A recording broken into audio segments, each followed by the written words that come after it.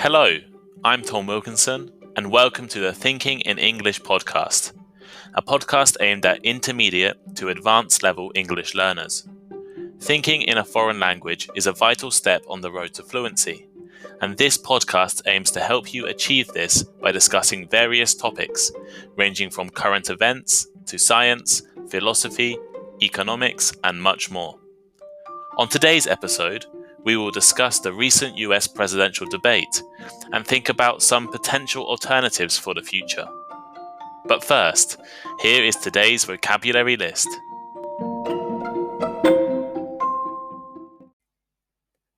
Please check the description of the podcast for the written list. Surrogate. Surrogate. Replacing someone else or used instead of something else. For example, because she had no children of her own, her friend's son became a kind of surrogate child to her. Spectacle. Spectacle. Unusual or unexpected event or situation. For example, it was a strange spectacle to see snow in summer. Consensus. Consensus. A generally accepted opinion, wide agreement. For example, they're trying to build a consensus on the need to improve the city's schools. Superficial. Superficial. Not complete and only the most obvious. Not really important. For example, I only have a superficial knowledge of French. To squabble. To squabble. To argue over something that is not important. For example, they are still squabbling over who will get the big office. Prowess. Prowess. Great ability or skill. For example, she is known for her sporting prowess. To outwit. To outwit. To get an advantage over someone by acting more cleverly. For example, the cat outwitted the dog by climbing the tree. To abolish. To abolish. To officially end an activity or custom. For example, I think bullfighting should be abolished. Equitable. Equitable. Treating everyone fairly and in the same way. For example, we all want an equitable tax system.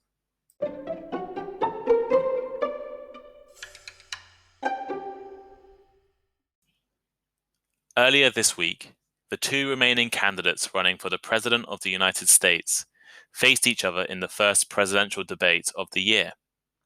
Debates have long been a part of the US electoral system, with candidates for positions across all levels of the American political system participating in these contests. They have been part of the US political scene since James Madison and James Monroe debated for a seat in Congress, and Abraham Lincoln served as a surrogate debater for the Whig Party in the days when presidential candidates did not publicly campaign.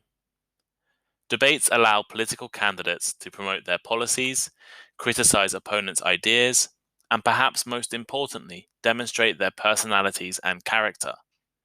Yet, the recent debate was by no means an ordinary spectacle. Filled with insults, interruptions, unsupported assertions, and outright lies, Tuesday's event was by far the lowest quality presidential debate in history. When the Western world emerged from the Second World War, American and European politics became characterized by consensus. This does not mean that politicians never disagreed. Of course they did. They disagreed over superficial and technical questions. But at a deeper level, there was a high level of consensus and cooperation surrounding fundamental political beliefs. For example, the Cold War, rebuilding damaged economies, and further development. This consensus ended in the 1980s with the administrations of US President Ronald Reagan and British Prime Minister Margaret Thatcher. And now, there is no trace of any cooperation or any consensus in US politics. America is a country divided into red and blue, conservative and liberal, Republican and Democrat, Trump and not Trump. Somehow, a person's political opinion has become connected with their personality and character. Consequently, political disagreements are no longer superficial disagreements over policy, but bring into question a person's identity. For example, it is increasingly common for both Republican and Democrat supporters in America to see criticism of their party's policies as an attack on their own character. This political environment is not conducive to friendly or respectful debate. Tuesday's debate, for instance, was a chaotic, disrespectful affair full of insults, interruptions, and squabbling. Trump interrupted Biden 73 times. The moderator was powerless and had no chance of guiding the discussion. Discussion maybe is too nice a word. While in the past debates were an opportunity to demonstrate a candidate's intellectual prowess by showing their capabilities and outwitting their opponents, this debate included no intelligence. It was quantity over quality. Who could speak the most rather than who could speak the best. Internationally, the debate has been seen as confirming the weakness and decline of the US.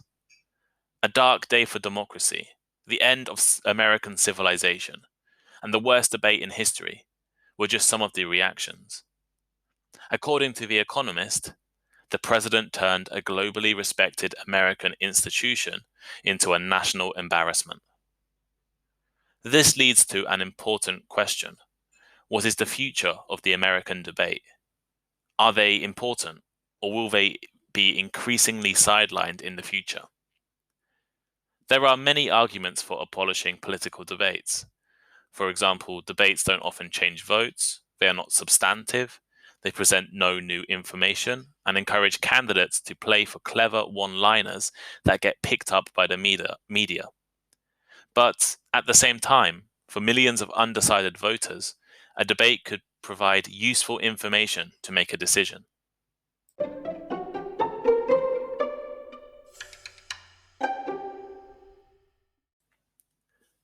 So here is today's final thought. What is the future of the presidential-style debate? Potentially, it could be reformed and improved. Having a single moderator may be more effective than a panel of moderators. Eliminating the audience is a reasonable way to end disruptions. And using equitable formats and turning off the microphone of anyone but the speaker can reduce the food fight atmosphere. The rules will actually be changed for the second presidential debate, with the aim to reduce interruptions. More radically, debates could be hosted and managed by neutral and non-profit organizations. We could remove the video component of debates, using photos or nothing at all to remove the attention to clothes, especially those of female candidates, hairstyles, shakes, and sweats. We could make the debates boring, allowing candidates to drone on and on. Alternatively, we could ensure that all existing information about their platforms and proposals is readily available online, by mail, or to watch at an earlier time, and only allow talk that adds something new to the discussion. But all of these proposals are still debates, competitions, an argument between two or more people, which of course will lead to some kind of disagreement. The main problem is that the main qualities we want in a leader, integrity, conflict solving, the ability to change their opinion on the basis of evidence, are not a feature of a debate. Maybe a better system would be a friendly discussion, trying to find points of agreement rather than disagreement. What do you think?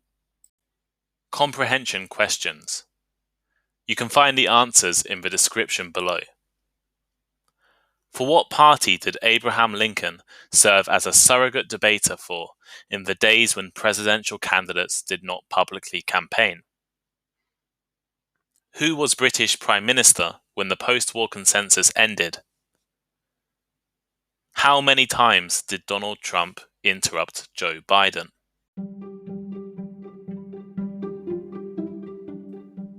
Thank you for listening to today's episode of Thinking in English.